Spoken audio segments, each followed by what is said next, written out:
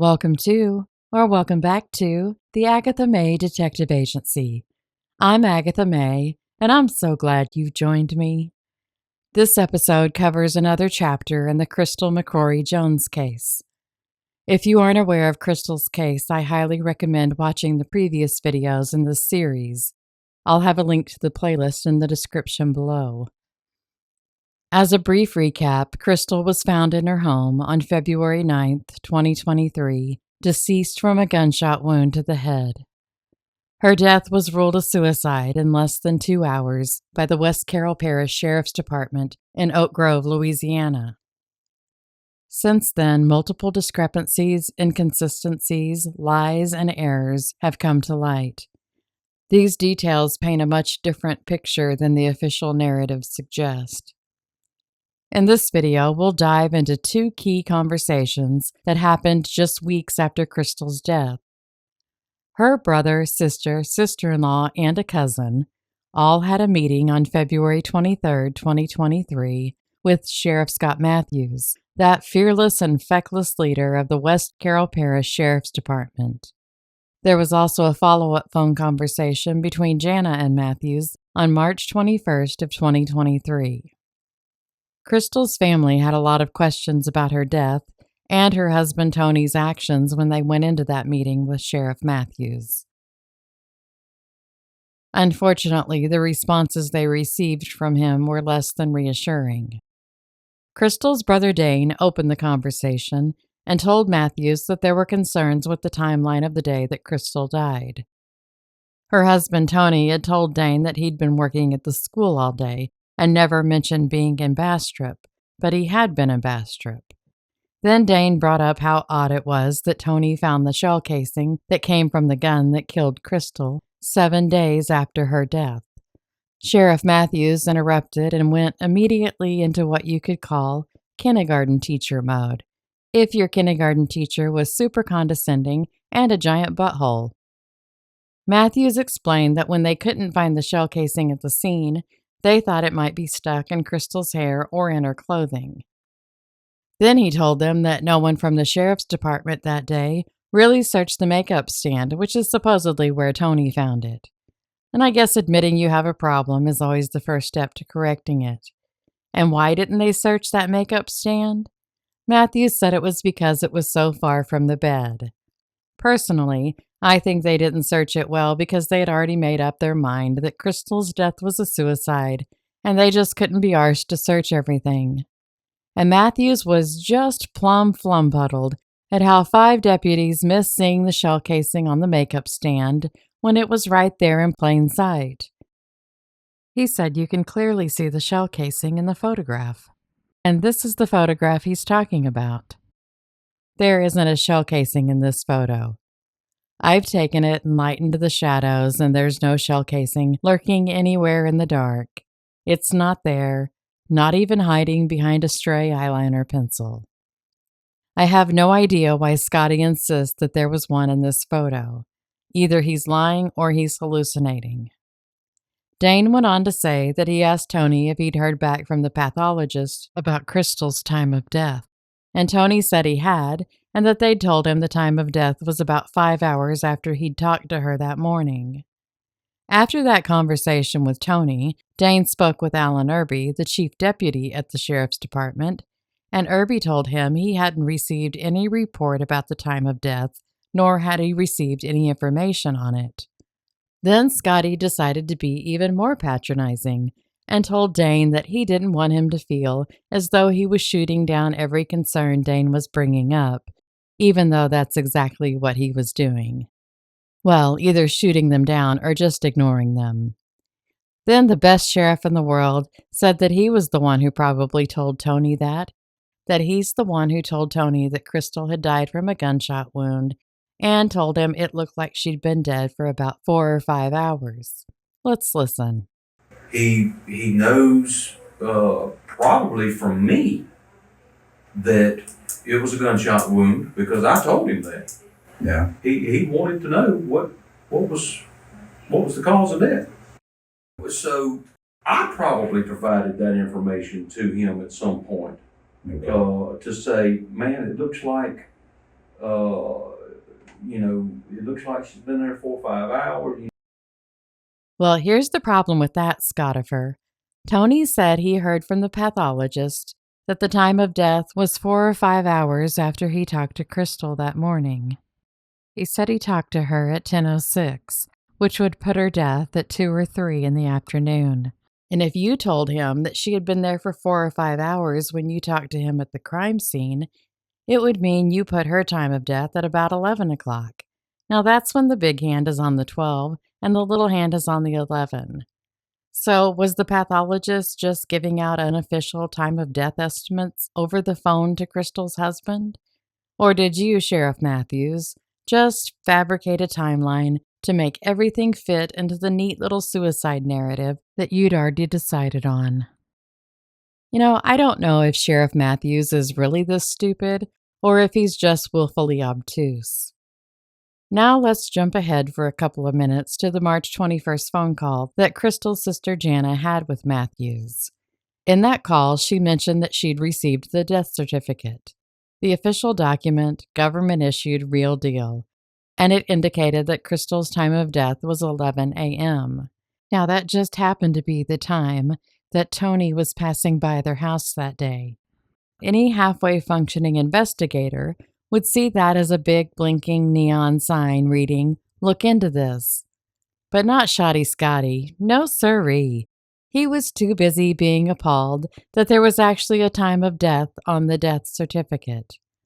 Maybe he just doesn't know how they work. There is no time of death.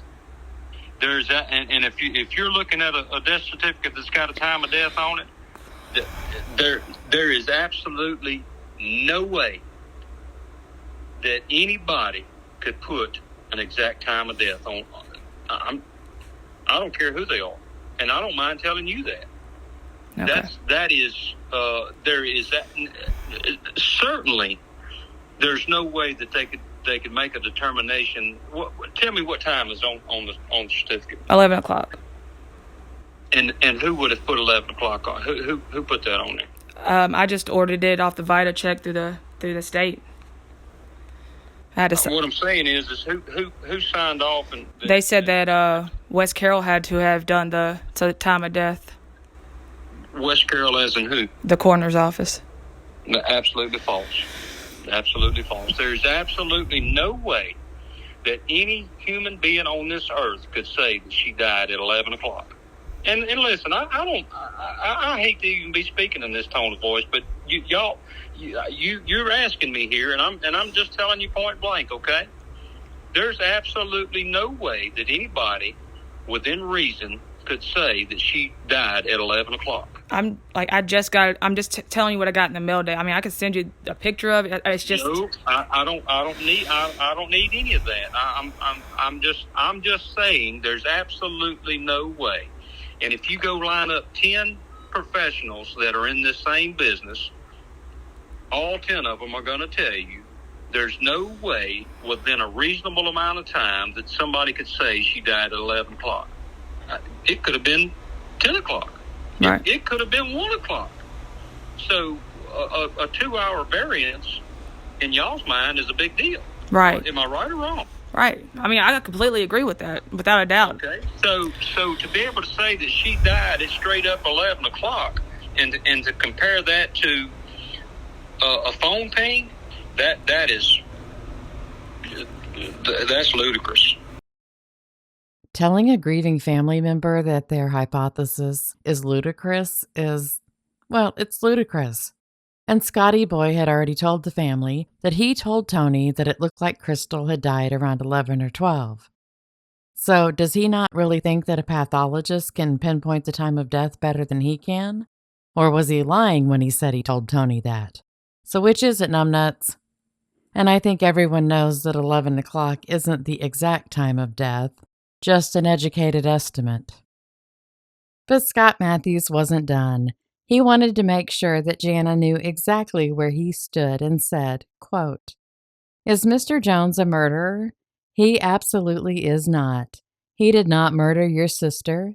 The evidence that was at the scene is 100% consistent with the results of everything we have in hand. and I can promise you that if there was any deviation from the evidence at the scene versus the evidence from the pathologist, I can promise you if there was any deviation from that, I would be all up in Mr. Jones's ass." End quote. But then he topped all of that with, quote, "Do I know that you're still grieving? Absolutely, I still do. And it's going to be a long, long time, sweetie, before you come to terms with a lot of things. Just please trust me when I tell you, there's no foul play here." End quote.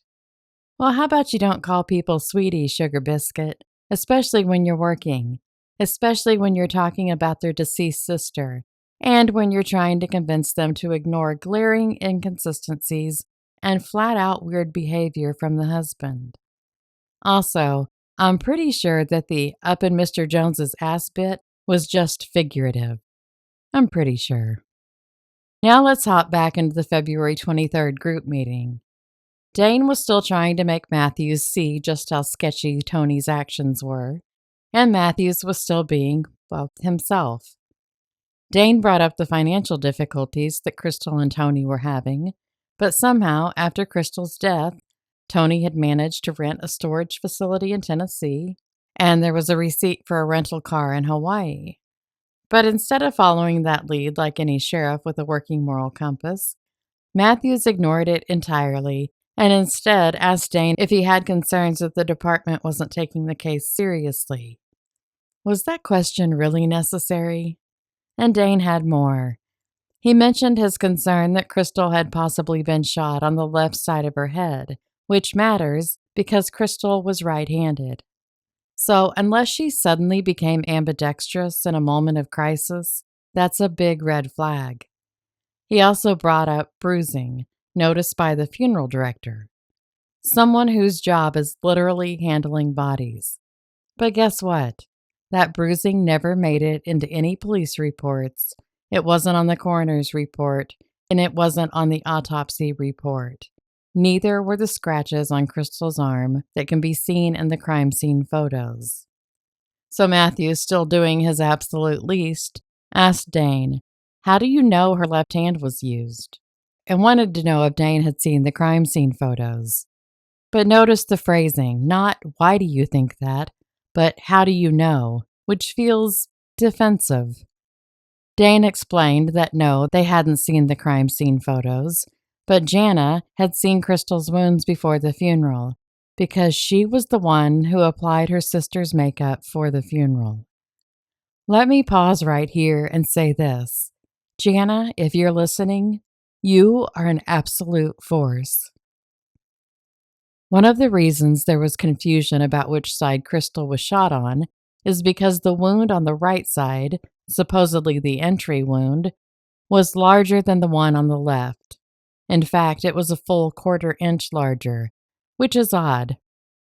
I'm not a forensic pathologist, but if you are and you're listening, can you let us know if that's normal? Entry wounds are usually smaller, right? And would an entry wound from a 9mm be 1/2 inch by 1/4 inch? That seems extra large. But you know what else is weird? She was shot through a pillow, but there was supposedly a soot mark on the entrance wound. Is that also possible? I tried finding answers about this, but only ended up more confused than when I started. Dane decided to give the reins to Jana to see if she could lead Mathews to the obvious. She gave him multiple receipts and printouts of the information that she'd found on Crystal's computer, also known as evidence. She started with the contacts that Tony had deleted from his phone. I talked about these in the last video about Crystal's case, but as a reminder, Tony had deleted contacts in his phone the night before Crystal's death, and those contacts were a coroner, a pastor, and someone who worked at the bakery barn, which is where he claims he ate lunch the next day. And how does Mathews respond? Oh, you already know.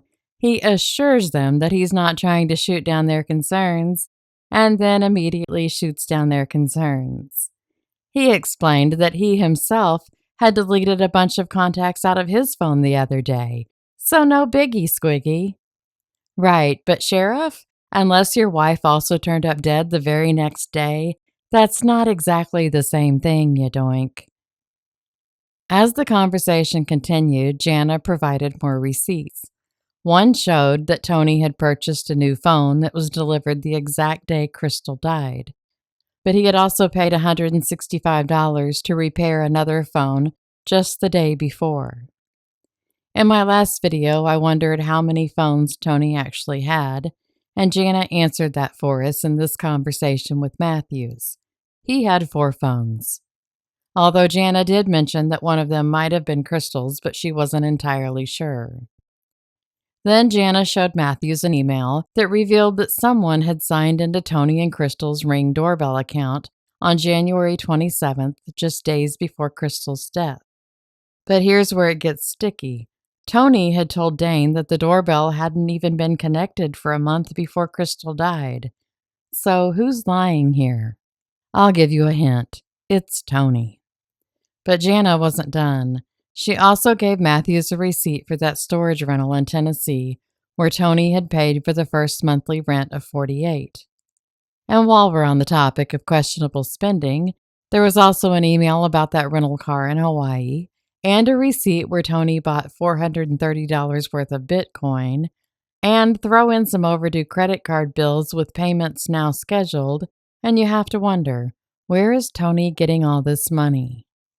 I don't want to think that maybe Tony was using the money that the community had generously donated to him for his wife's funeral, but that's exactly what I think. Sheriff Mathews didn't have anything to say about it, though, but I think that's only because he didn't care. Let's fast forward to the March 21st phone conversation between Jana and Mathews again. Mathews claimed he checked into the storage facility receipt, and it was just where Tony was paying for a storage shed he was renting. So a shed he has on his property that I'm guessing is a rent-to-own thing. So the payments go to Tennessee. And that makes sense. This next part doesn't. Mathews said the shed was one that Tony and Crystal had had for a while, and that Crystal was using it to store things in. However, he didn't explain why the receipt showed that the payment that was made after Crystal had died was the first of 48. It sounds like Mathews just called Tony and took his word for it without digging any deeper. He also dismissed the Hawaii trip and said he checked some of his old email accounts and had Alan Irby check some of his old accounts too, and they both had similar spam emails. So that's how Scott DeTrott investigates things. He just looks at his own emails for the answer.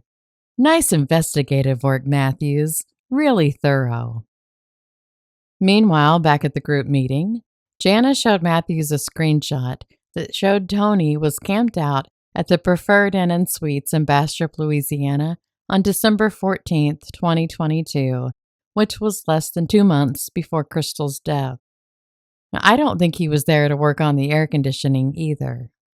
Mathews asked if they knew who Tony might be having an affair with, and I'm not sure if he was genuinely trying to get more information or if he was just fishing for a personal lead for himself. There is something that came up about Tony that I haven't mentioned yet, and I haven't seen any proof of this, but there are some serious allegations that he has had inappropriate relationships with underage girls. There are also allegations that Child Protective Services found him guilty, but again, I haven't seen a paper to prove it. There are questions as to there being some problems with underage girls at the martial arts studio, and that maybe that's why the students were leaving.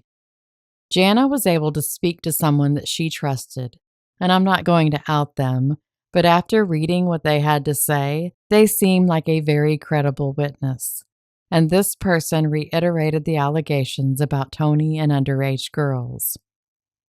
Dane's wife, Julie, joined the meeting about 40 minutes in, and she brought up that it looked as though Crystal was shot on the left side. And I guess Sheriff Sherlock had had enough time by then to think of something to try and refute the idea, and said that with her body position in the bed, it was impossible, and that, quote, "We recovered the projectile opposite of what you think, okay?"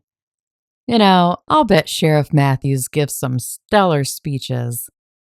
But Julie didn't back down. She explained that the exit wound appeared to be on the right side, and the entrance wound seemed too large. Mathews didn't want to hear it, though. His response? "I'm not going to try this case across the desk." Sir, you aren't going to try this case anywhere, and you obviously aren't going to ever investigate it either.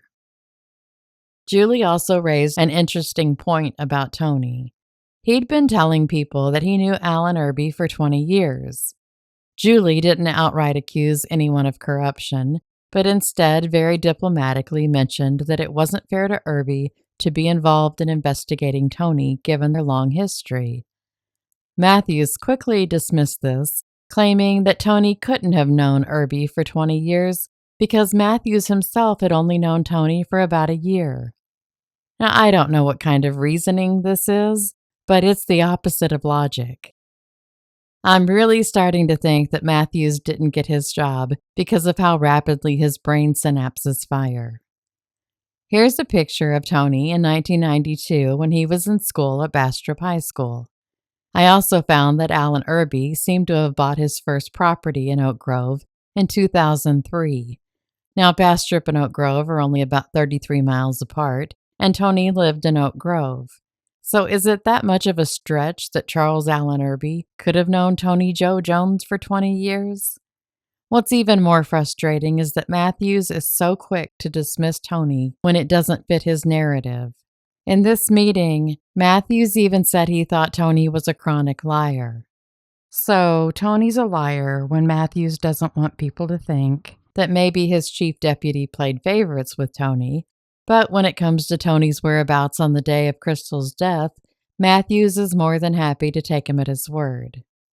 Sheriff Sherlock then let the group know that he was just trying to give them all logical explanations to the best of his ability, which clearly isn't very best.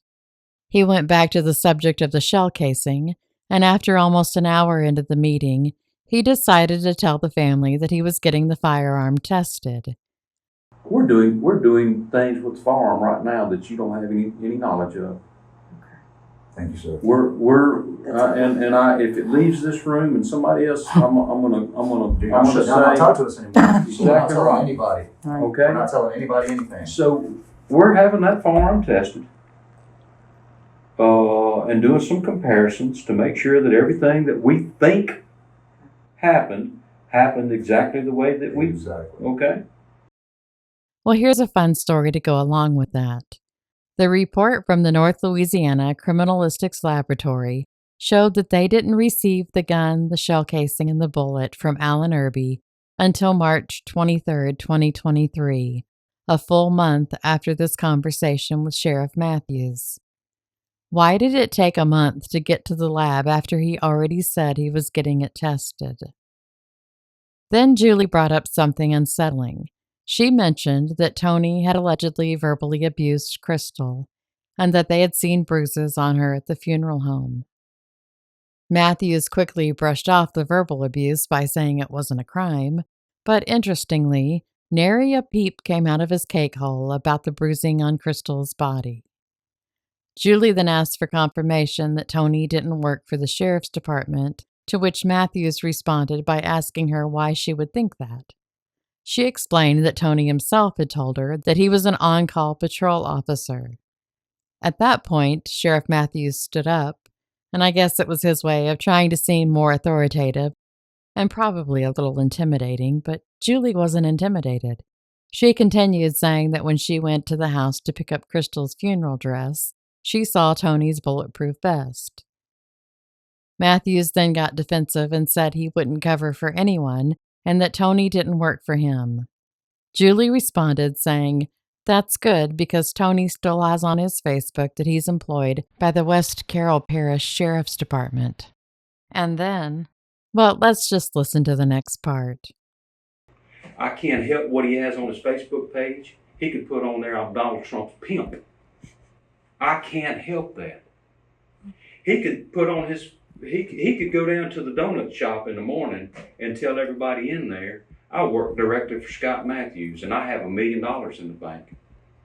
I can't help what he goes out in the public and says. That's not for me to control. I understand. I can't help that he may have had 10 affairs. Yeah. It is illegal to pose as a police officer. It's illegal. I mean, I know that. I know what you're saying. But I just know it's like, who does that? I don't know. He knows You're Tony's not a liar. wrapping your mind around, He man, knows Tony's what a I liar. have already conceded to you guys. I know he's a liar. Okay. I just want y'all to know that. I don't want You have to know that. And at this point in this conversation, I don't think you've come to that realization. He's a liar. Is him being a liar against the law? No, it's not. You've got to accept he's a liar. He's not the person that he portrays himself to be out in the public or to anybody. Is that a crime? It is not.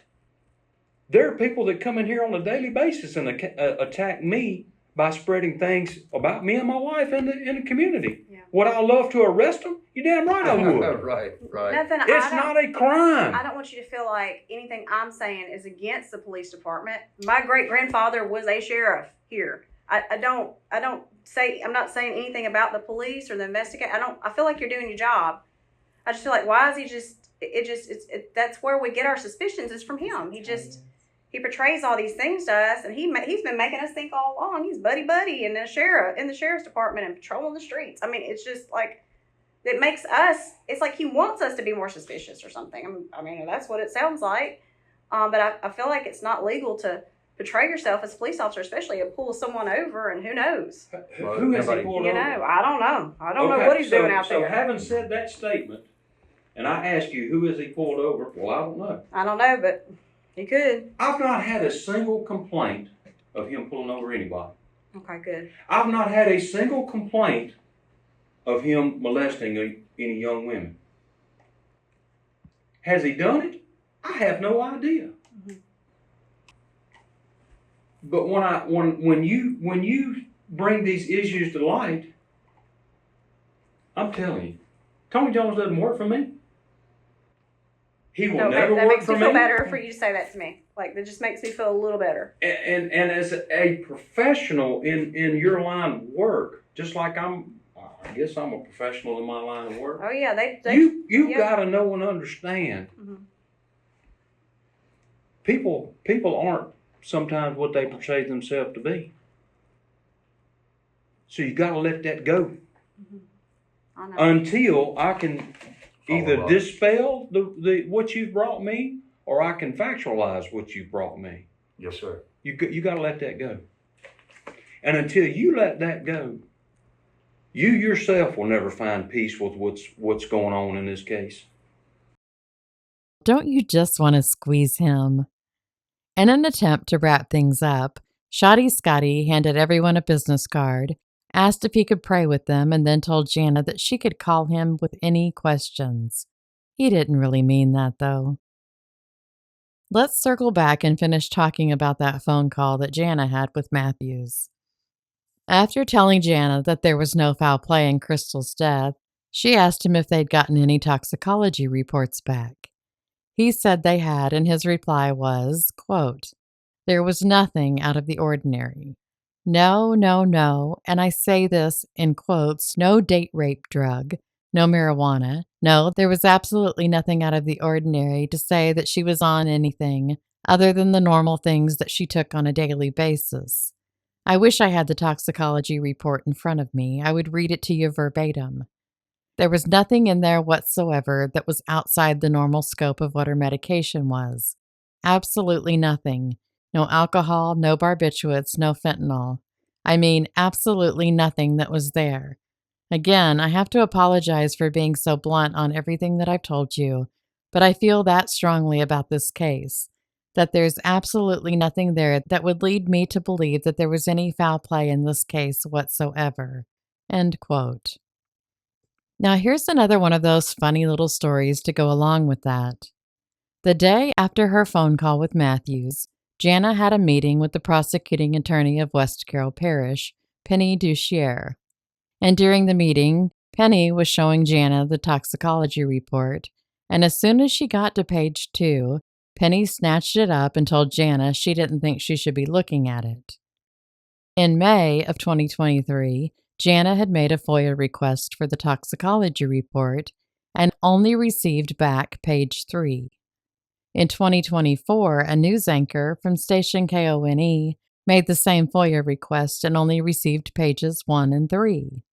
Janet decided to see what was normally on page 2 of a toxicology report, since it seemed like everyone wanted to hide it. And guess what? Page 2 contains the key information about whether the levels of substances found are therapeutic, toxic, or lethal. Crystal's results showed a high level of desmethylsertraline, which is a metabolite of the medicine sertraline, which was also detected. So the higher the normal level of desmethylsertraline might be because it's one of the substances that bodies don't synthesize post-mortem. I'm not sure if that is the case. That's just a hypothesis. However, the level of topiramate was well over the therapeutic dose and headed towards the toxic dose. I'm not sure what that would indicate, but dizziness and drowsiness can be one of the side effects of that medication.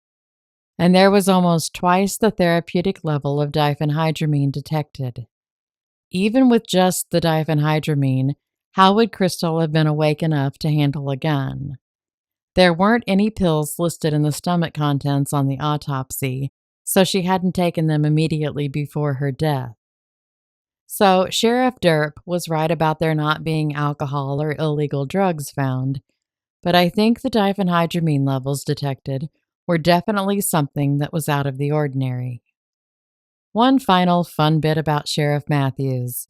On November 25, 2024, KONE published a report about the lack of investigation into Crystal's case.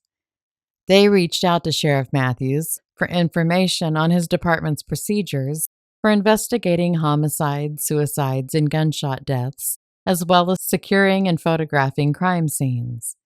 And his response was that they didn't have that information. Of course they didn't. This might be why their investigation was so, well, let's just say subpar. They have no set procedures for handling a case like this, which is just crazy to me.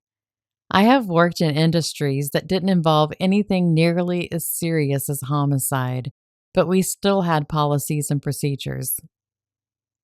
Mathews had also scheduled an interview with KONE, but on the day of the interview, he ignored their call and later told them he wasn't interested in talking anymore.